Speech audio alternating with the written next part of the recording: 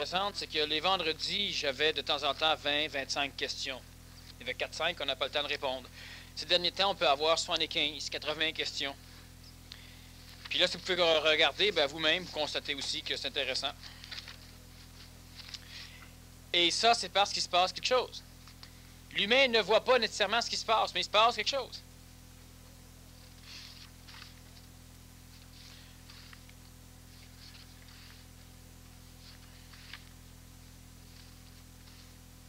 C'est même des bonnes questions, rien que pour vous dire.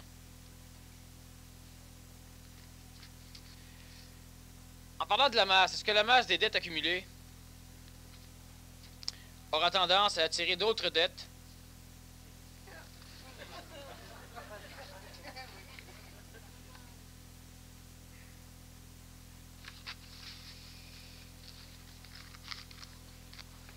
Dans n'importe quelle structure de gestion énergétique, l'homme nouveau est un être écologique. L'être écologique est un être qui sauve de l'énergie, qui économise l'énergie. Économiser l'énergie ne veut pas dire ne pas placer l'énergie pour en retirer plus. Certains, par exemple, vont acheter un système vidéo, seconde main très cheap, ils économisent. Ils en achètent un par année. Ils économisent chaque année. Alors, étant donné que j'entends beaucoup de rire, j'imagine que vous comprenez l'absurdité d'économiser chaque année. C'est préférable d'en acheter un qui peut-être coûte 8 fois plus. Et puis, c'est fini.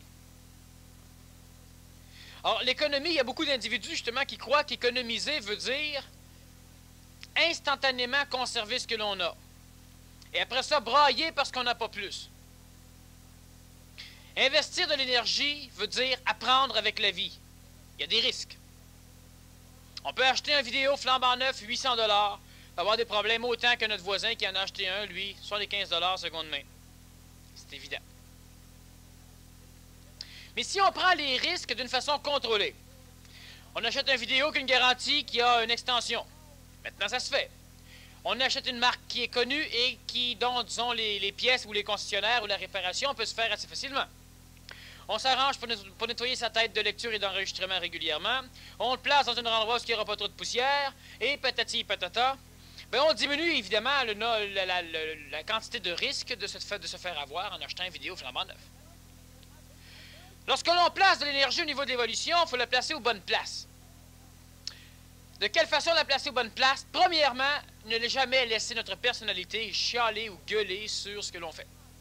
Autrement dit, une personne s'inscrit à un cours de personnalité et après son cours de personnalité, elle se rend compte qu'elle s'est fait fourrer. Elle vient d'apprendre. Elle n'a peut-être pas appris ce que la personnalité du cours devait donner à la personnalité d'elle-même, à sa personnalité. Mais elle a appris peut-être que la fondamentalité de la vie pouvait enseigner à sa fondamentalité à elle. Elle n'a peut-être pas appris ce pourquoi elle payait dans l'apparence. Est-ce que les dettes attirent les dettes? Normalement, les dettes sont constituées par une malsaine orchestration de la personnalité à vouloir gérer les biens matériels. Une attitude malsaine à s'endetter ne disparaît pas lorsqu'on a des dettes. Il y a des compagnies qui font des milliards de dollars par année parce que les gens s'endettent. Ces compagnies offrent des cartes de crédit avec des taux d'intérêt relativement intéressants pour eux. Étant donné que les gens qui ont une attitude à perdre de l'énergie et à vivre toujours d'une façon endettée, vivent endettés, parce qu'il y a des personnes qui ont 1000 $ de crédit et faites bien le parallèle entre votre énergie et l'argent, c'est le même phénomène. Des personnes qui ont 1000 $ de crédit sur leur carte, alors sont tout contents. Ils vont rayonner 1000 $. Lorsqu'ils ont rayonné 1000 $ de crédit, ils en ont plus. Alors on leur envoie un papier et on leur dit, vous devrez payer 15 $ ce mois-ci. 15 $ pour 1000 $. C'est un bon deal. Alors ils payent 15 $. Le mois suivant, encore 15 $. C'est un bon deal. À vie, ce sera 15 $. Ça en fait des milliers de dollars. Mais la personne, vu qu'elle marche par sa personnalité, ne s'en rend pas compte, elle n'a pas l'impression de payer 1000 piastres. Elle a l'impression de payer 15 piastres. Alors, elle paye 15 piastres et elle est tout joyeuse. Au bout de 15 ans, celui qui a payé son 1000 $ est rendu avec plusieurs cartes de crédit peut-être, avec des plafonds de... pas de plafond pantoute, et des plafonds de 5 ou 6 000 piastres. Il a de l'argent en banque. Il a de l'argent placé dans des RIR, dans des REA peut-être. Il a de l'argent investi dans des obligations. Il a de l'argent peut-être investi dans sa maison. Il vit bien, il voyage de temps en temps. Et l'autre, avec l'autre, il paye toujours 15 piastres. Mais il a pu acheter avec 1000 piastres une fois dans sa vie, il y a 15 ans. Alors, l'attitude des dettes est ce genre d'attitude. La majorité des individus veulent dépenser l'argent qu'ils auront, alors qu'on doit accumuler notre énergie pour dépenser plus tard, pas au fur et à mesure. L'énergie vitale, l'énergie supramentale, l'énergie mentale, c'est le même phénomène. Certains vont dire, oui, mais ça fait 3 ans, ou ça fait 2 ans, ou ça fait 1 an, ou ça fait 6 mois que je suis au centre, et j'ai comme l'impression qu'il se passe des choses, mais j'en vois pas la matérialisation réelle. C'est normal. Lorsque ça va être matérialisé réellement, ça va être pour réussir. Ça va être pour rapporter. Ça ne sera pas pour sécuriser notre ego ou encore pour donner confiance dans les personnes du centre, leur disant, ben voyez, on le fait. On le fait, puis on se casse la gueule. Bon. L'erreur est humaine. La patience est intelligente. Il n'y a pas d'erreur dans la patience. Alors, quand les choses sont correctes, quand il y a suffisamment d'individus qui posent dans la même direction, quand on peut créer une masse relativement intéressante, les choses se font tout seules. Le centre veut déménager, le centre demande à quelqu'un qui n'a pas le temps, cherche-nous donc un édifice à acheter qui pourrait peut-être convenir. La personne dit, bah, j'ai pas le temps, mais en tout cas, ça donne que. Elle nous téléphone parce qu'elle en a trouvé un. Est-ce que c'est le temps que le centre achète? Ça va dépendre des actionnaire. Ça va dépendre d'un paquet de choses. Tout va en son temps. Mais son temps demande à ce que vous fonciez. Pas aveuglément. Une personne me demandait, oui, mais si j'achète une action, est-ce que c'est comme un peu si je mettais de l'argent à l'aveuglette? Non, ceux qui achètent des actions vont avoir le droit, évidemment, de jeter un regard sur la comptabilité du centre, c'est-à-dire sur les profits qui sont faits, sur les projections qui sont faites, sur les choses qui se passent ici. Ils auront un droit de vote aussi sur différentes choses qui vont se faire. Le centre, ils en achètent une partie. Et c'est pourquoi, en tant que propriétaires d'une partie du centre, ben, ils auront droit, évidemment, à un profit. Mais ils auront droit aussi à donner une idée de gestion. Pourquoi des actionnaires? Parce que plus il y aura d'individus qui auront une partie du centre dans leur portefeuille, plus il y aura d'individus qui vont pousser dans la même direction. Le phénomène de la masse. Pas la masse, la collectivité. La densité. Et là, ça marche. Un bulldozer en plastique, d'un plastique incassable, hyper léger, ne pourra pas pousser autant de terre qu'un peu plus petit bulldozer en acier pesant. La masse a de l'importance. Pas juste la grosseur, la forme ou l'apparence, c'est-à-dire la personnalité. Le gros bulldozer en plastique léger, lorsqu'il va commencer à pousser une roche d'1 tonne, si le bulldozer pèse 1 tonne, les chenilles vont tourner sur place. Si on a un bulldozer qui pèse 15 tonnes, il pourra pousser au moins 15 tonnes de roche, même s'il est plus petit que l'autre. La masse. Alors, effectivement, lorsqu'on a des dettes, normalement, on accumule des dettes. Première chose à faire dans n'importe quelle gestion d'investissement, d'énergie, éclairer les dettes. Il y a différents moyens d'éliminer les dettes. Lorsque je parle d'investir au niveau énergétique, je parle autant au niveau de votre santé. Avant de faire du conditionnement physique, réparez votre jambe brisée. Mais il y a des moyens de réparer la jambe brisée où on fait quand même de l'exercice. Les dettes, c'est pareil. Avant de parler de ramasser de l'énergie au niveau supramental ou etc., bien évidemment, il faut commencer par enflouer les dettes. Les dettes, c'est un karma. Ça l'enchaîne, l'homme. Donc, l'astral s'organise continuellement pour gérer l'évolution de l'humain de façon à ce qu'il s'endette. Mourrez aujourd'hui, vivez plus tard. C'est ce que ça veut dire. Acheter aujourd'hui, payer plus tard. C'est le même phénomène. Lorsque l'on paye, il faut au fur et à mesure, on est en résonance avec la vie, donc on vit. Alors les dettes, évidemment, ça attire les dettes. Mais il y a moyen, lorsqu'on devient intelligent, lorsqu'on veut s'en sortir de nos dettes, de pouvoir gérer les choses de façon à ce que ça fonctionne. Si le froid densifie la matière, est-ce que le même froid affecte l'énergie moins dense? Le froid est une vibration matérielle. Le froid, c'est une vibration qui peut être communiquée à la matière. On pourrait presque disons dire que le froid est une matière qui a la faculté de sucer l'énergie d'une autre matière de façon à augmenter son potentiel énergétique. Le froid se réchauffe au contact du chaud. Volant l'énergie du chaud, le chaud se refroidit au contact du froid.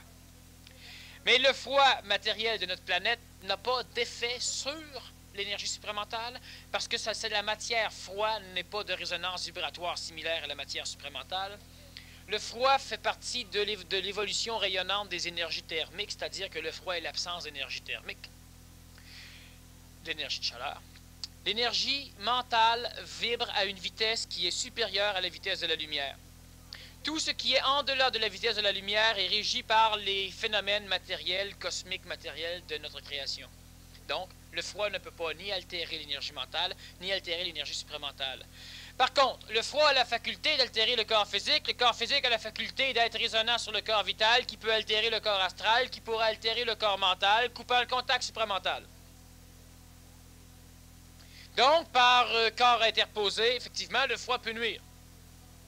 Sauf que l'énergie supramentale, lorsque l'être humain a une masse suffisamment puissante, pourra énergiser le plan mental, orchestrer le plan astral, gratifier le plan vital d'énergie et évidemment réchauffer le corps.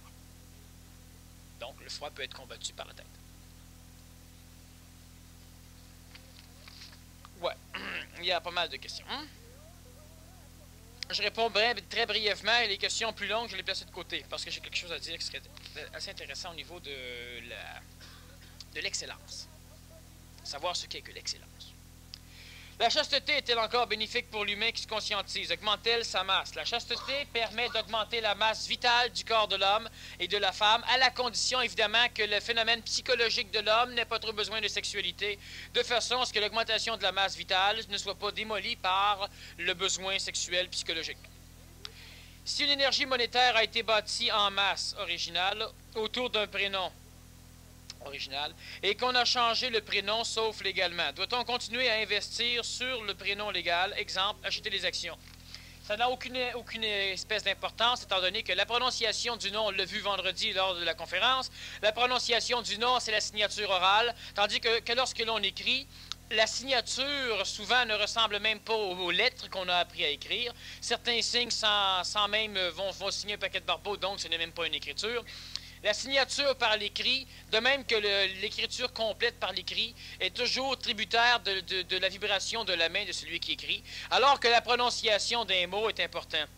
Lorsque nous changeons de nom, nous adaptons le moule de cette personnalité ondoformique à ce que nous sommes réellement. Lorsque nous écrivons notre nom, ça n'a foutrement rien à voir. Changer le nom au niveau de l'écriture d'une perte de temps, changer le nom au niveau de l'oral peut être drôlement salutaire. Si l'homme réfléchit, ce qu'il n'absorbe pas, c'est donc que l'on ne peut se fier à l'énergie émise par une soi-disant source d'énergie supramentale. Ce qu'il faut comprendre, c'est qu'effectivement, on ne peut pas se fier. D'ailleurs, on ne doit se fier à rien. Si ceci réfléchit, alors je relis, si l'homme réfléchit ce qu'il n'absorbe pas, si ceci réfléchit tout ce qu'elle n'absorbe pas, peut-elle se fier à la lumière? On ne doit pas se fier.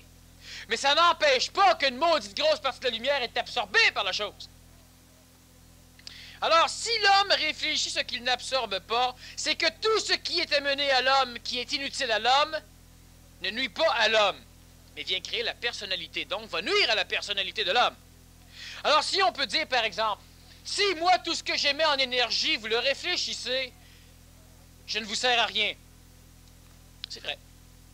Mais le phénomène, c'est que vous ne réfléchissez pas tout, parce que le peu de traces qui restent dans votre personnalité de ce que je fais, prouve que la majorité a été assimilée par votre être réel. Et lorsque je dis que vous absorbez ce que je fais comme travail, il faut faire attention qu'il y a un échange d'énergie. Plus il y a de gens dans une salle, plus il y a de gens aussi conscientisés, plus il y a d'énergie. Moi, j'ai la faculté de la transmettre en parole, de façon à ce que l'énergie que vous amenez, vous puissiez vous en servir. Mais ça reste votre énergie que vous absorbez, pas la mienne. Le fait qu'on soit... Bon, aujourd'hui, il faisait froid. Il y a des moteurs qui n'ont pas parti. Il y a moins de monde. Un peu. Mais le fait qu'on soit une quantité de gens réunis aujourd'hui pour faire un travail de conscientisation fait qu'il y a une masse différente que si je serais tout seul avec un individu. Alors donc, cette masse attire une forme d'énergie que moi je capte sans problème et que je transmets d'une façon ajustée pour que vous puissiez aussi en bénéficier. Mais c'est votre énergie. Lorsque l'homme réfléchit, il n'absorbe pas les énergies qu'il n'a pas besoin. Donc, vous absorbez tout ce que vous avez besoin. Se fier, c'est ridicule. Par contre, sachez que quel que soit l'endroit planétaire où vous allez être, il y aura toujours de l'énergie qui sera absorbée. Ce que vous voyez dans votre personnalité, c'est ce qui a été refusé. Sauf si vous avez du rayonnement. Le cancer de l'utérus correspond à quoi? Une situation que l'on ne veut pas changer par peur ou tout simplement la résistance de notre propre énergie créatrice. Le cancer de l'utérus correspond à quoi? Le cancer de l'utérus, c'est simplement... L'utérus, il faut comprendre que c'est la matrice même où l'énergie vitale chez la femme va être suffisamment densifiée pour pouvoir opérer la vie, créer la vie. Le cancer de l'utérus peut naître du fait que d'une panoplie de phénomènes psychologiques, donc je donne des exemples qui sont extrêmement, disons, grands, ça peut être différent et plus ajusté pour l'individu, mais le cancer de l'utérus peut être premièrement généré par ça peut être un cancer planétaire, donc généré par des substances toxiques planétaires. Ça peut être un cancer simplement où le corps psychologique d'un individu, son corps astral, donc son ego, a besoin d'énergie vitale et il le puise là où il y en a le plus. Normalement, ça va se faire au niveau des poumons ou du système digestif, là où l'individu le ramasse. Par contre, si la femme a beaucoup de relations sexuelles, elle va en ramasser énormément. À un moment donné, elle va dynamiser son énergie vitale au niveau de son utérus, donc elle peut avoir un cancer de l'utérus là. Il y aura un tétage d'énergie. Les cellules de l'utérus, ne sachant plus comment se procréer selon la mémoire normale, vont procréer selon une mémoire qui sera disparate. Ça peut être aussi le fait que la femme veut se réenfanter. Psychologiquement, ça peut être inconscient. Donc, évidemment, elle essaie de se mettre au monde dans son propre utérus, qui va engendrer, évidemment, une panoplie de germination de son propre corps qui tendra à grossir dans une région où il y a une matrice vitale. Ça peut être plusieurs choses. Plus j'avance en PMC, plus je passe des périodes où je ne jouis plus de la vie. Je deviens triste et ça me fait peur. Qu'est-ce qui se passe? Tout à l'heure, je l'ai dit. Plus vous allez évoluer réellement au niveau de votre fondamentalité, plus il y aura comme rejet des phénomènes qui ne sont pas recherchés par les personnalités évolutives. Mais vous n'êtes pas des personnalités évolutives. Vous êtes des êtres évolutifs ascendants, mais pas des personnalités. La personnalité se nourrit des excréments de l'évolution. Et ces excréments d'évolution deviennent pour la personnalité la saveur même, l'exquise évolution. Mais lorsqu'à un moment donné, l'excrément sent une odeur, disons, un peu plus perfide que ce que normalement il était habitué ou accoutumé à voir, alors évidemment, il crie. Il y a des individus qui adorent souffrir, ils sont habitués. Donnez-leur de la joie est un excrément d'évolution. Donnez-leur de la joie, ils vont se suicider. C'est l'inverse pour les autres. La personne, elle est plus triste, elle a peur. Premièrement, elle s'individualise. S'individualisant, elle le fait aussi au niveau de l'ego. Le faisant au niveau de l'ego, elle a tendance à émotiviser son individualisation mentale. Alors, elle va aussi devenir individualiste. Cela va faire en sorte qu'au niveau de l'ego, elle va refuser le support psychologique des autres, le support aussi émotif de la matière, et évidemment, ne pouvant pas se supporter, elle va être triste parce que la tristesse, comme l'ennui, apparaît lorsqu'il n'y a plus de support extérieur pour supporter l'expression énergétique de notre émotion. Être individuel dans l'évolution et dans la conscience, ça regarde le mental. On ne doit pas devenir individuel au niveau de la psychologie, ça devient individualiste. L'homme nouveau jouit-il de la vie? Le mot « jouir » est un mot trop faible. Sinon, pourquoi n'est-il pas triste? Alors, il est au-delà de la jouissance, il est la vie. Il ne peut pas jouir de la vie. Jouir de la vie est tributaire de l'homme ancien qui possède la vie, qui en tête des bouts. L'homme nouveau ne jouit pas de la vie. Il est la vie. Si les bouts que vous têtez de la vie vous amènent de la jouissance, c'est que la jouissance appartient à la vie. Parce que l'homme nouveau devient la vie, il est au-delà de ce genre de phénomène. Le fait qu'il y ait des repas gastronomiques au PMC+, dégage très certainement une onde de forme de plus haute classe, mais il me semble que le fait de manger des peanuts me placerait biologiquement dans un état vibratoire beaucoup plus apte à capter l'énergie que de manger à satiété. Ce qu'il faut comprendre, premièrement, c'est que les corps physiques, regardez bien que ceux qui étaient venus ou qui sont venus au premier PMC, ceux qui voulaient manger que végétarien avaient le choix de le faire, ceux qui pouvaient manger, enfin, pouvaient manger de n'importe quoi. Manger à satiété veut dire quoi? La personne ici pose une question soit extrêmement manipulée, soit extrêmement collective. Moi, je m'en vais quelque part et je ne dis pas « oui, mais ça sert à rien parce que manger comme des cochons, ça donne mal au ventre ». L'intelligence me dirait « ben pauvre niaiseux, mange pas comme un cochon ». Oui, mais toutes les autres, fous-toi-les où tu veux, les autres. T'évolues individuellement. Il y a de la salade, il y a des pinottes. Il y a une panoplie de choses et tu prends selon ce que tu as besoin. La seule chose qu'il y a, c'est qu'il faut absolument que la psychologie, que l'ego de l'individu ne soit pas limité par le cadre. Toi, tu te lèves pour manger, puis là, tu dis, bon, je vais... Ça coûte combien?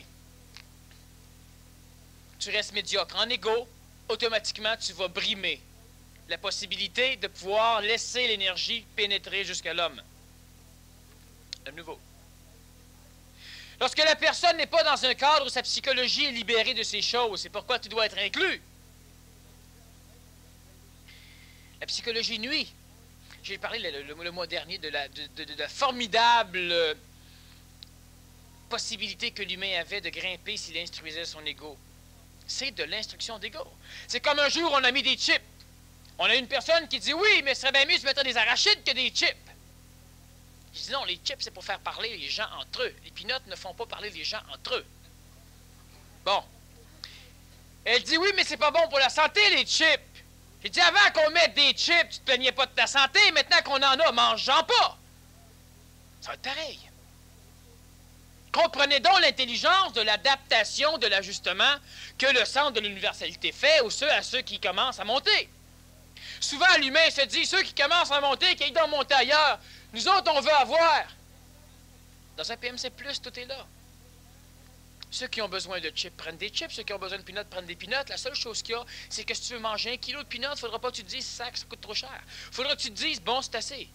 Énergétiquement, tu seras limité par ton intelligence, pas par ton pouvoir financier. Il y en a qui sont venus se baigner cette fois-là. Il y avait la petite piscine. Il y en a un paquet qui n'ont pas visité l'hôtel. Il y en a un paquet qui ne sont pas promenés, qui n'ont pas découvert les choses. Mais c'est parce que leur mental et leur psychologie les limitaient. Mais s'il faut en plus qu'ils soient limités dans la matière, évidemment, ça va limiter complètement leur expansion. La nourriture, ce n'est pas ça qui va faire en sorte que les gens vont être plugués sur le plan supramental à l'époque d'un PMC+. C'est l'une des petites choses. La nourriture fait partie du décor énergétique. Les murs, la place, l'endroit, les gens qui viennent là. Tout. Chaque serviteur par table. Tout fait partie d'une atmosphère particulière qui crée un onde de forme qui permet de l'instruction de l'ego pour permettre à l'ego de finir par laisser rayonner des choses chez lui.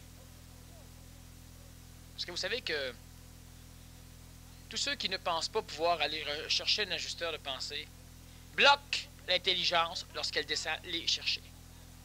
Et tous ceux qui ne sont pas capables de se supporter comme étant ce qu'ils sont bloquent le rayonnement lorsqu'il tend à sortir. Le cadre est là pour instruire l'ego de façon à ce que le rayonnement se fasse librement et de façon à ce que le contact se fasse librement. Hier soir à la TV, Canal 24, quelqu'un a mentionné que Shambhala et ses acolytes étaient arrivés à Montréal depuis quelques mois.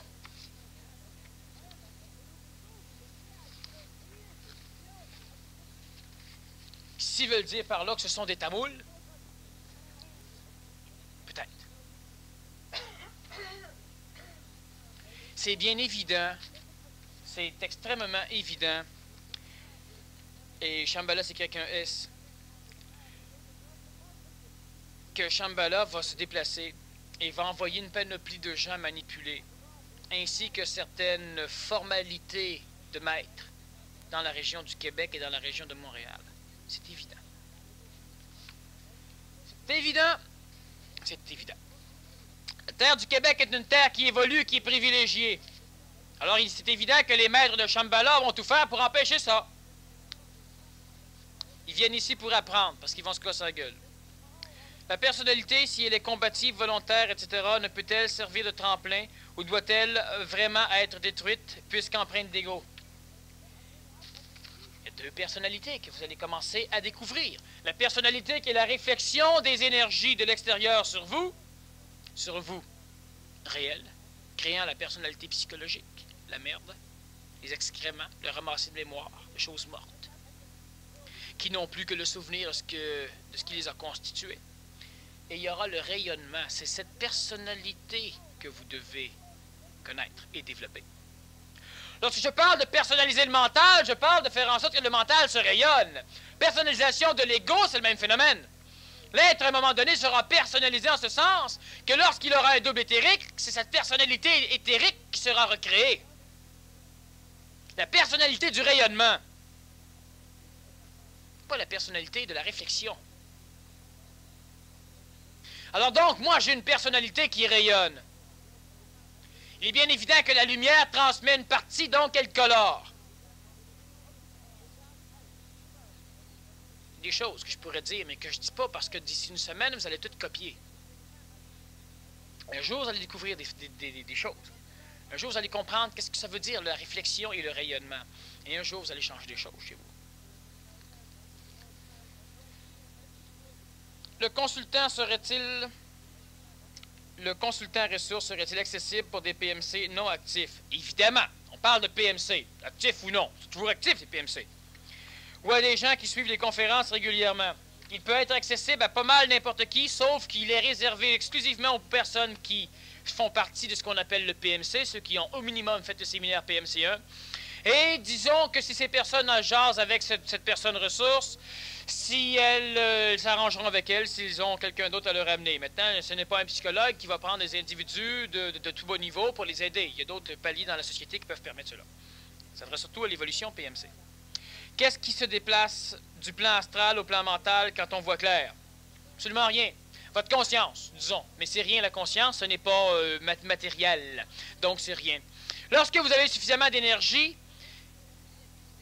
voyez-vous, vous avez tous un cerveau. Le cerveau est manipulé par une vibration qui engendre dans les molécules ou dans les atomes des neurones et des cellules gliales des mouvements.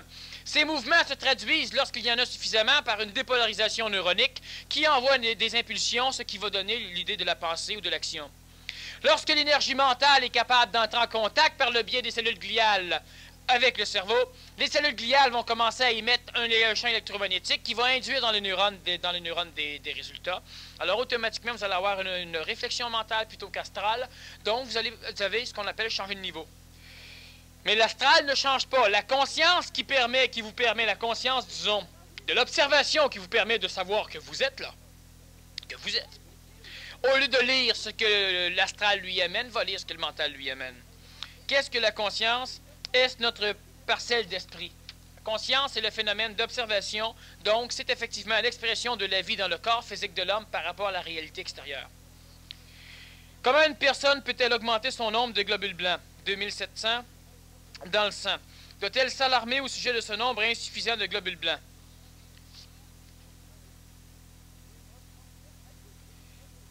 Il y a certains phénomènes intéressants où les globules blancs, à un moment donné, commencent à détruire tout le système immunitaire du corps. Même les globules blancs commencent à se détruire eux-mêmes. Il y en a beaucoup. Il y a le sida. Il y a certaines formes de leucémie. Vous savez que les globules blancs sont la panoplie extrêmement archétypale et archaïque de défense du corps de l'homme contre les envahisseurs extérieurs. Les globules blancs sont les défenseurs de l'inconscience de l'homme tant que l'homme est collectif. C'est sûr que pour l'instant, tant qu'on ne sait pas où on est branché, où on est placé, c'est intéressant d'avoir quelques globules blancs. Je suis d'accord que ça augmente un peu le poids du corps, mais ça peut servir un peu. Sauf que ce sont les anticorps qui vont servir de phénomène de défense plus tard. Et les anticorps n'auront plus besoin d'être structurés à partir de la réaction de défense contre des intrus. D'ici peu, chez l'homme qui transite suffisamment, les anticorps seront constitués de cristal tout à fait énergétiques qui auront la faculté de s'adapter par mimétisme à n'importe quel corps étranger, c'est-à-dire que l'être humain aura une forme d'anticorps qui sera permuable pour pouvoir réagir et détruire toute forme d'agression. On n'aura plus besoin ni de globules blancs et ni de vaccins et ni de systèmes d'anticorps, disons, qui sont faits sous forme de casse-tête et qui s'imbriquent carrément aux molécules qui envahissent. Alors, le fait de manquer de globules blancs peut être une pathologie médicale, comme peut être tout simplement l'un des phénomènes de l'évolution vers l'homme nouveau. Tu avais mentionné il y a quelques semaines que l'émotion chez l'homme était une expression de défense contre une énergie qui essaie de le pénétrer. Selon ceci, les émotions exprimées par les gens seraient le reflet d'une collision énergétique et non une expression de ce qu'ils sont réellement. Donc, ça va de soi ce qui vient d'être dit dans le début. Ceci, en corrélation avec ce que tu as dit aujourd'hui, veut-il dire que tout, souligné, ce qui est exprimé chez l'homme, physique, vital et astral, supramental, n'est pas du tout un rapport avec la réalité? Quand je vous dis qu'il y a une mutation, est-ce qu'on avait des questions aussi brillantes il y a quelques mois? Est-ce qu'on avait des questions comme ceci? Certains, même parmi vous, ont de la difficulté à comprendre la question. Et de plus en plus, les choses vont aller. Vous allez comprendre, vous allez poser des questions géniales, ça va fonctionner. Vous savez qu'avec des questions comme on a présentement, on peut grimper haut en sacre bleu. Tout est illusion. Malgré que j'accumule facilement de l'énergie, je le perds bêtement et très rapidement. J'observe le phénomène, mais je n'arrive pas à le contrôler. Que j'investisse trop dans une conversation, par exemple, cela, je peux le comprendre, mais comment expliquer les fuites d'énergie soudaines quand je suis seul chez moi et que je vague banalement à mes occupations? Manipulation astrale, mutation du corps physique, restauration des pathologies que vous ne connaissez pas mais qui sont en formation, etc., etc. C'est donc tout à fait normal que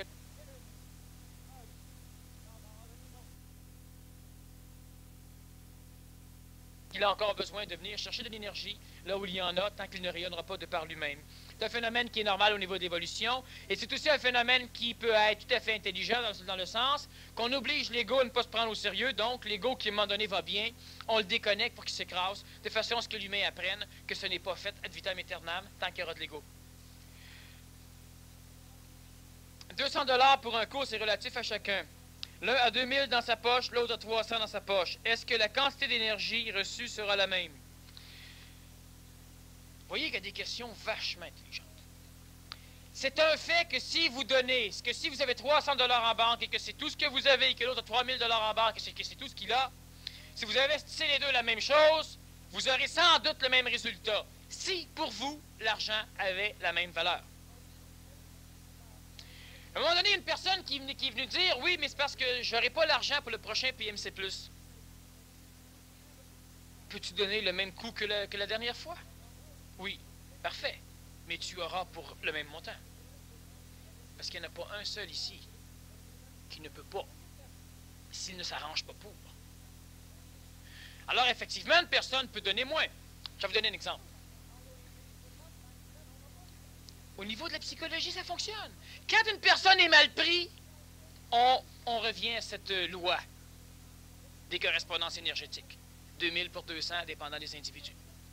Une personne qui ne peut absolument pas... Il y a des gens qui font le PMC, qui à un moment donné n'avaient aucune scène. Zéro. Ils sont venus nous voir. Ils n'ont pas lâché. Ils ne voulaient pas lâcher. Ils étaient prêts à vendre le meuble. Mais ils n'ont pas vendu le meuble. Ils ont fait le ménage chez nous. Il y a tellement, on est entre êtres humains intelligents et vous devez le comprendre. Mais à l'instant où la personne a commencé à avoir un peu de fric, bien, il a fallu qu'on lui dise qu'il y en a d'autres qui ont besoin de faire du ménage. Il faudra que tu recommences à... C'est normal. L'échange d'énergie est vital. Sinon, vous allez nourrir votre psychologie, vous allez être heureux, vous allez penser que vous avez des deals, et vous allez carrément rien avoir. 2000 pour 200, 2000 pour 300, effectivement, ça dépend des individus. J'aimerais donc qu'à un moment donné, vous soyez suffisamment solidaire de votre intelligence pour être capable de comprendre les choses. Assez qu'à un moment donné, vous viendrez me dire, vous arrivez à la porte à l'admission, vous arrivez n'importe où, puis vous dites, la conférence ce soir, j'ai aucune scène, je peux t'assister pareil. Puis la personne à l'accueil pourrait dire oui. Parce qu'elle sait qu'elle s'adresse à un être nouveau. Si elle s'adresse à un être nouveau, la semaine d'après, la personne va venir, elle va dire, bon, j'ai un peu plus d'argent, tu sais, il m'a donné 20$ à soir. Pas 14, pas là, pas... Elle peut donner 30$, pas 10 plus 10. Elle y va selon ce qu'elle a besoin. Il y a un bonhomme, à un moment donné, que j'ai connu, qui faisait un cours quelque part. Il va s'inscrire. D'ailleurs, il y en a un qui a fait la même affaire ici au niveau du centre. Il a muté. Il a eu cette mutation. Pas à cause du sang, à cause de lui. Il fait le séminaire PMC, alors il paye. Après le séminaire, il trouvait qu'il avait tellement, mais tellement reçu qu'il a envoyé un autre chèque de 200 $ au centre, en don. Et il n'avait pas l'argent pour le faire. Il n'a jamais été pauvre. Il n'a pas manqué d'argent. Et aujourd'hui, il est tout à fait transformé. Depuis d'ailleurs un bon bout de temps. Comment ça se fait? Simplement qu'il a reçu plus, et pour ne pas perdre ce qu'il avait reçu en oubli mémoriel ou en ceci, cela, il a ajusté immédiatement énergétiquement. Il ne pouvait pas. Il l'a fait. Aujourd'hui, il a de l'expansion monétaire, mais de l'expansion au niveau de la conscience, il en a maudit. Alors, à un moment donné, il faudrait que vous compreniez c'est quoi la maudite échange d'énergie et l'intelligence des échanges. Ramassez-vous pas du karma pour évoluer, c'est des dettes. Si vous en donnez plus, vous perdez, mais ce n'est pas émotivement que vous devez juger.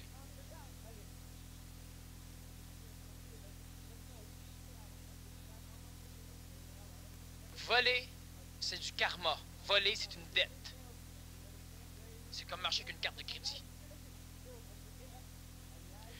Ne pas donner suffisamment, c'est aussi une dette. C'est emprunter directement. Éliminons les phénomènes karmiques. Mais il va falloir que vous compreniez c'est quoi l'intelligence de l'énergie, parce qu'à partir de ce moment-là, vous allez tous devenir riches. Riche physiquement, riche vitalement, riche astralement, comme ça, c'est suffisamment riche, riche mentalement et riche supramentalement.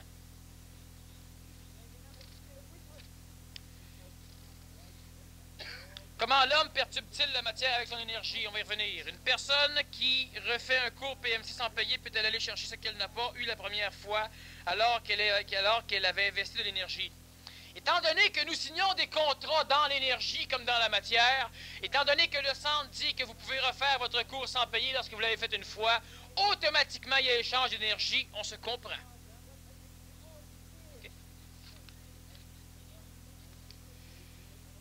Comment se fait la diffusion de l'intelligence dans la cellule lors d'une cellularisation ou d'un merveilleux? On y revient aussi. Je me ramasse des morceaux pour le troisième partie. Lorsque l'énergie entre en contact avec moi, je dois utiliser ma masse énergétique comme support et supporter ce contact.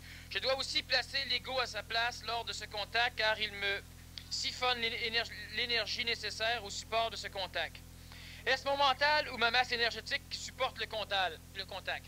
La masse énergétique absorbe le contact, sauf qu'étant donné que l'énergie traverse les corps qui existent déjà chez l'homme, l'astral devra supporter et le mental devra supporter. Supporter ne veut pas dire servir de support, mais veut dire être capable de ne pas être trop détruit par le passage. Et c'est là qu'intervient l'ajusteur de pensée. L'être réel, la masse, va absorber. Elle supporte comme support. Présentement, j'instruis mon ego à assumer ce contact. Est-ce que je dois instruire mon ego à assumer ce contact ou est-ce qu'une autre partie de moi qui doit l'assumer? L'ego doit assumer ce que... L'ego, là, il doit assumer ce que vous êtes vous autres. Et qu'est-ce que vous êtes vous autres? Vous ne pouvez pas le savoir parce que l'ego ne connaît que la personnalité réfléchie ou rayonnante. Alors, qu'est-ce que c'est que d'assumer ce que nous sommes au niveau de l'ego? C'est d'être capable d'assumer son rayonnement. Qu'est-ce que c'est que le rayonnement? Le prochain PMC+, qu'on va faire, il va en avoir du rayonnement. Parce que là, il y a une chose, j'expliquais tout le phénomène de la masse, parce que la masse attire le contact avec l'ajusteur de pensée. Il y a certaines personnes en PMC1 à qui j'ai déjà parlé par l'ajusteur de pensée. Le PMC+, que l'on va faire va être presque exclusivement axé sur ce contact. C'est évident qu'il y a un paquet d'individus que je vais devoir voir personnellement. Il y en a d'autres qu'on va voir en petites cellules. On aura des salles pour ça là-bas. Mais une chose qui est extrêmement importante, c'est que le phénomène même du rayonnement devra être développé. Et quand je parle de vivre des choses, c'est cela. Vous ne pouvez pas goûter à votre rayonnement si vous n'êtes pas suffisamment placé au niveau de la masse pour attirer de l'énergie. Dans un PMC+, par exemple, qui se fait lors d'un équinoxe, dans une région particulière, avec un cadre particulier, on va densifier suffisamment d'énergie pour que là, vous allez commencer à rayonner. Est-ce que 100% d'entre vous allez le faire? Ça va dépendre simplement de vous. Mais la majorité, vous allez le faire parce que moi, vous bottez le cul s'il le faut, mais vous allez réussir à le faire. Lorsque vous allez commencer à avoir du rayonnement, mais là, vous allez commencer à transpirer. Et c'est là que vous devrez apprendre à vous supporter. Quand on dit que vous n'êtes pas de la merde, c'est une parabole qui veut dire que l'être nouveau chez vous n'est pas de la merde, parce qu'évidemment, l'homme psychologique, c'est un paquet d'excréments. Et quand je dis que l'homme n'est pas de la merde, je veux dire que l'homme nouveau n'est pas de l'homme ancien. Se supporter au niveau de l'ego, c'est supporter son rayonnement. À un moment donné, vous allez être capable de guérir quelqu'un. Vous rayonnez. Êtes-vous capable de le supporter psychologiquement, que vous êtes capable de guérir? Et sans devenir un guérisseur et sans le dire à tout le monde. Ça, le supporter. C'est être capable d'avoir de l'argent sans que personne ne le sache. C'est ça, le supporter.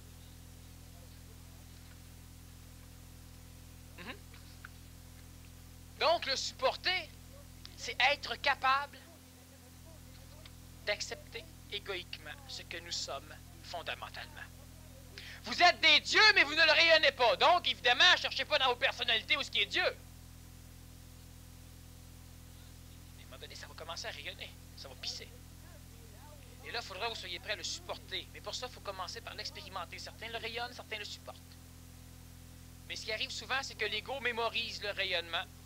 Elle n'a plus besoin du rayonnement parce qu'elle s'auto-énergise au niveau des mémoires. Et c'est ce qu'on appelle se prendre au sérieux. Mais ça, on va y revenir tout à l'heure. Comment les personnes ont des personnalités différentes? L'homme nouveau qui est en... Comme les personnes ont des personnalités différentes, l'homme nouveau qui est en nous est unique, ou plutôt a une façon de s'exprimer qui est unique. Mais de la manière que je le perçois dans ton livre, l'homme nouveau semble tous identiques. Les hommes nouveaux semblent tous identiques. Ils sont effectivement identiques de par la fondamentalité qui les construit. C'est de l'énergie massive, densifiée dans une région particulière des sphères de l'évolution de notre planète, en contact avec un corps physique, permettant un rayonnement attractif de certaines choses, obligeant une courbure du temps, permettant à l'homme nouveau d'être ajusté au temps, donc il est dans son temps, identiques en ce sens qu'ils ont la même structure. Ils n'auront pas la même fonction, ils auront une conscience individuelle, sauf que lorsque quelqu'un va dire quelle couleur a ceci, l'homme nouveau va parler de rayonnement, l'autre homme nouveau va parler de rayonnement. Lorsqu'un homme nouveau va dire « je sors par la porte, c'est la seule qu'il y a », l'autre homme nouveau va dire « c'est évident, vas-y, je te suis ». L'intelligence reste l'intelligence. Maintenant, ils ne seront pas identiques en ce sens que moi je suis ce que je suis, que j'exprime d'une certaine façon. Un autre est ce qu'il est, il est la même chose que moi, mais il l'exprime à sa façon. D'autres vont donc, chaque être nouveau devient individuel dans sa conscience. Mais fondamentalement, évidemment, c'est le même phénomène, c'est la même source. Tu as dit que lors de la fusion spermatozoïdale, des personnalités astrales se collaient et, disons, à ce nouvelette en formation. Est-ce que les personnalités astrales qui se collent aux nouveaux enfants en formation depuis 1970 sont plus fortes, plus personnalisées, puisque les enfants très jeunes ont déjà des égos d'adultes? L'évolution est question de masse. Plus il y a de choses qui s'accumulent, plus ça crée de l'attraction, plus ça attire des choses, plus ça densifie la masse, plus ça attire, donc l'évolution se fait d'une façon exponentielle. Parce que les enfants naissent aujourd'hui, ils ont une masse physique, une masse vitale, une masse astrale, ils ont une masse énergétique leur permettant d'avoir une densification plus rapide. Donc l'enfant aura un ego massif de plus en plus dense, l'enfant va pouvoir absorber plus facilement les particules de l'esprit qui l'ont constitué. Nous, on l'a rayonné et on l'a gaspillé. L'enfant va être capable d'absorber même son rayonnement. Ce qui fait que l'enfant, lorsque normalement, il prenait 12 ou 15 ou 20 ans avant d'arriver à une conscience d'adulte, il va le faire dans un laps de temps 3/4 de fois plus rapide, aller jusqu'à 2 fois plus rapide. Alors donc, c'est ce qui se passe. Les densités, disons, des personnalités réincarnatives, évidemment, sont plus grosses, sauf que l'enfant ramasse quand même une panoplie de choses du monde de la mort que vous avez connu. Et étant donné que son corps physique a une masse plus dense, automatiquement, l'enfant pourra être plus rapidement en contact avec son propre esprit. Plus on est riche, plus on veut le devenir. C'est faux. Lorsque la personnalité considère l'argent, elle se sert de l'argent comme une masse. Plus il rentre de l'argent, plus elle en veut. C'est pas plus la personnalité a de l'argent que plus la personnalité doit en demander. Plus il y a de l'argent, plus l'argent doit en attirer. Pas la personnalité. Pas d'une façon émotive qu'on doit évoluer.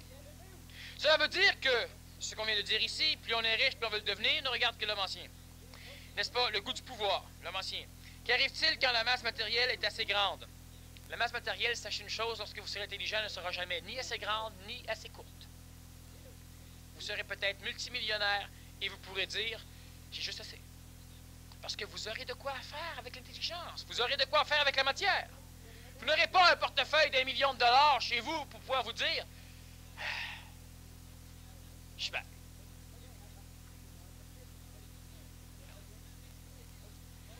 Va-t-on chercher quelque chose qui ne coûte rien? Coûte rien veut dire que vous allez aller chercher quelque chose qui n'a strictement rien demandé pour le faire. Quand on va chercher quelque chose qui ne coûte rien, cela veut dire qu'on va chercher rien. À l'instant où on veut prendre un grain de sable, ça coûte. Ça peut être payé par le karma planétaire, mais ça coûte. Parce que l'être humain est allé chercher le pétrole, ça ne coûte rien. C'est le système lymphatique de la planète Terre. À un moment donné, il y aura des problèmes. Parce que l'être humain est allé chercher l'eau comme véhicule de poubelle, comme égout à ciel ouvert. Ça ne coûtait rien. Ça commence à coûter, etc. Il n'y a rien pour rien. Pas nécessairement au niveau financier. La finance, c'est de l'énergie. Donc, on parle d'énergie. Comment expliquer que plus on donne de l'argent pour créer la masse qui se transforme en énergie, plus on évolue? Comment le Christ, etc., ou exemple, les organisations qui s'occupent de la charité et qui ne sont pas subventionnées se fient sur le bénévolat et des dons du monde fonctionnent très bien. Verso. Et Jésus-Christ, lorsqu'il donnait des sermons sur la montagne, je ne crois pas qu'il y avait un prix d'entrée. Mais vous ne connaissez rien. Il n'y avait pas de prix d'entrée. Il faisait juste dire à quelqu'un, vends tout ce que tu as, donne-le, puis suis-moi. Il n'y a pas de prix d'entrée. Tu as plein d'argent, tu es riche, tu ne rentreras pas au ciel. Ça coûte combien le ciel? Tout ce que tu as. C'était pas un prix d'entrée. Ma femme ne me comprend pas. Sac-la là. Suis-moi. Ça n'a pas coûté cher à Pierre d'abandonner son bateau puis ses poissons puis ses filets. Ça lui a pris presque 2 mois de réflexion à se taper la tête ses murs. Ça coûtait pas cher. Il n'y a pas de prix d'entrée. Les personnes, savez-vous ce qu'ils faisaient? Le Nazaréen sur la montagne, il parle à 10 000 personnes. C'est gratuit. Le village le plus proche contenait 400 personnes. Seriez-vous prêt à venir gratuitement assister à une conférence à Québec et à marcher à pied pour y arriver? Faites-le. On va vous laisser rentrer sans payer. Vous aurez payé. Vous aurez mis de l'énergie dans le ciel.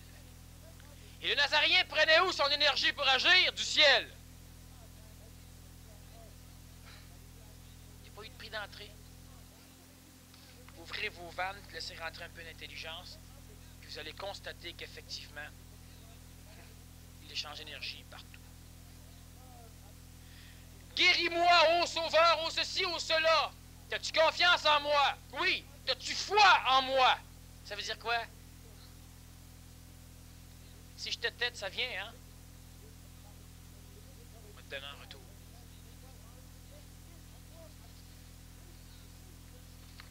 Les églises qui fonctionnent bien par bénévolat. Alors, c'est du bénévolat qu'on fait ici, sauf qu'au lieu de vous dire donnez ce que vous voulez, bien on structure les dons, on vous dit combien on veut. C'est du bénévolat. C'est un échange d'énergie. Mais dans les phénomènes de bénévolat, ce qui arrive, c'est qu'il y en a un qui donne beaucoup, puis l'autre qui pique tout. Les deux, techniquement, mangent le marbre. Puis ils restent vous assujettis au même phénomène. Puis ils sont jamais satisfaits. C'est pas comme ça qu'on doit fonctionner. Qu'est-ce que cela veut dire? Je suis chanceuse monétairement. C'est parfait, c'est Roi Mario. Je ne manque de rien. Et si j'en ai moins, je n'en manque pas aussi, mais dans ces temps-là, il y a toujours quelqu'un ou quelque chose qui arrive pour améliorer la situation. Pourquoi l'abondance? Quand chez certains, lorsque le compte de banque est rouge, il reste rouge ou il devient encore plus rouge. Qu'est-ce qu'on a fait pour être privilégié par rapport à d'autres qui sont dans la merde? Tout est échange d'énergie. Si je retire à celui-là, je dois donner à quelqu'un. C'est la réponse. Certains sont dans la merde et l'argent qu'ils devraient avoir, on vous la donne à vous. Vous n'êtes pas privilégié. Vous avez des véhicules. Vous avez l'argent parce que l'argent doit aller quelque part. Alors on la donne à tout le monde. Puis on l'ôte à d'autres. Par contre, il y a d'autres choses qu'on vous ôte et qu'on donne à d'autres. On va s'en faire. La vie est belle.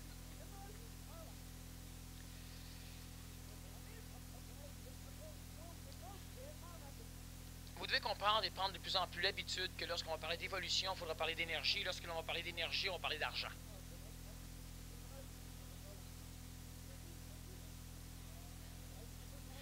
C'est pas spirituel, c'est pas astral, c'est intelligent. Ça rime avec argent. L'argent est de l'énergie spatio-temporelle, c'est de l'énergie matérielle, c'est de l'énergie temporelle, c'est de l'énergie.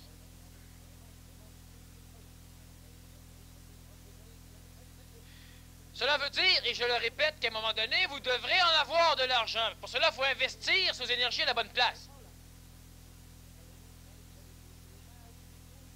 Lorsque les êtres humains veulent évoluer en groupe, qu'est-ce qu'ils font? Ils placent leur argent chez un courtier.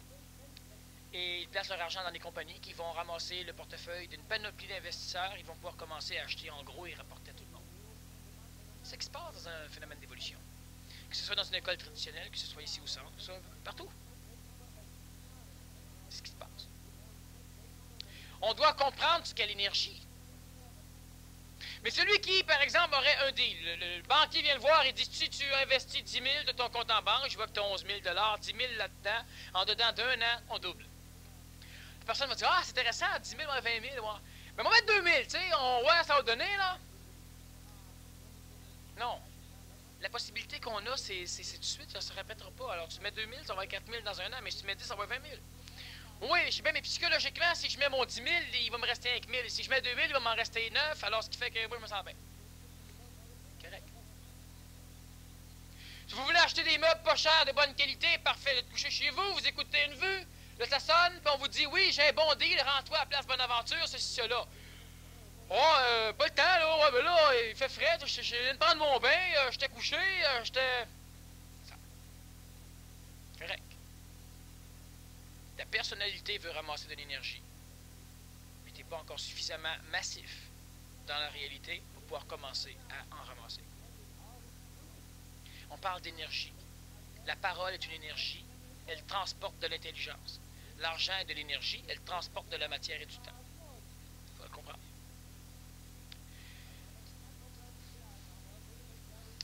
Ça, je les conserve tout à l'heure. Si vous avez d'autres questions par là-dessus, ça va être intéressant. Une chance que les personnes du vendredi ne sont pas ici, seraient jalouses en maudit. Parce que normalement, je ne réponds pas à leurs questions au complet. L'excellence.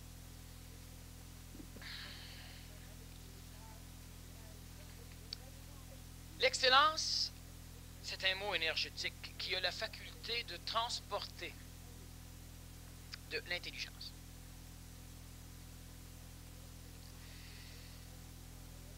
L'excellence ne peut pas être sujet à la compétition.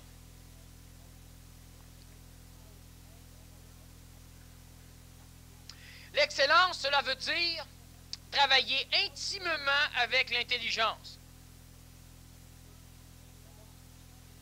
L'intelligence, de prime abord, par rapport à la vision limitée de l'homme, est parfaite. Exprimée par l'homme, elle ne peut être exprimée convenablement que par l'excellence, la perfection. Tout ce qui, de l'excellence, s'en va vers le dégradé est de l'éloignement de l'intelligence. Tant qu'à faire quelque chose, faites-le en visant l'excellence. Tant qu'à manger, mangez en visant l'excellence. Je ne parle pas de philosophie du mangeur. Moi, je mange de temps en temps des Big Mac.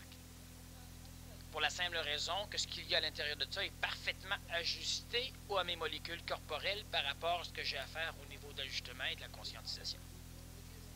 À un autre moment donné, je ne pourrai plus sentir la viande pour la simple raison que corporellement, ce qui se passe au niveau de ma mutation m'oblige à aller chercher autre chose. Je vise l'excellence. Pas au niveau philosophique, comme je dis. On doit magnifier son corps, le comprendre, le connaître.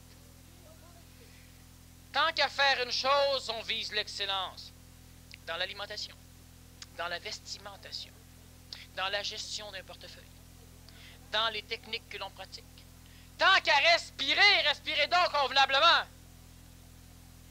Puis tant qu'à fumer, ben au moins fumez convenablement. L'excellence, pas philosophique, mécanique, mathématique.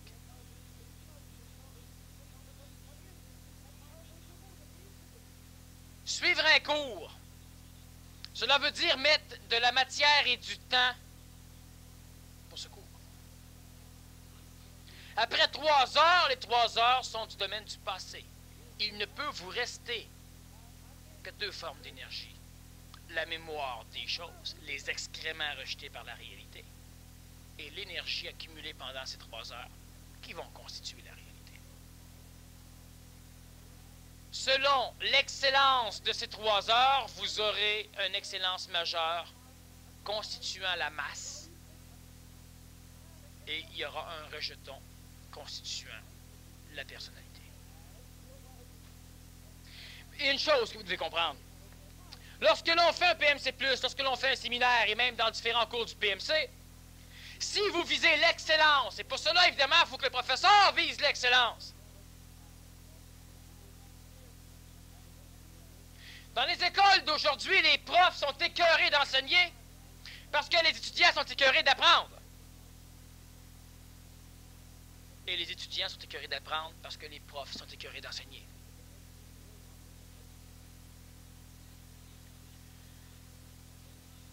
Tant qu'à passer le temps là, tant qu'à passer le temps n'importe où, visez l'excellence. L'excellence, cela veut dire qu'on doit quasiment avoir un contrôle de qualité par rapport à ce que l'on fait.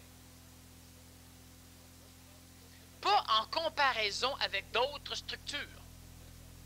Vous ne visez pas l'excellence par rapport aux voisins.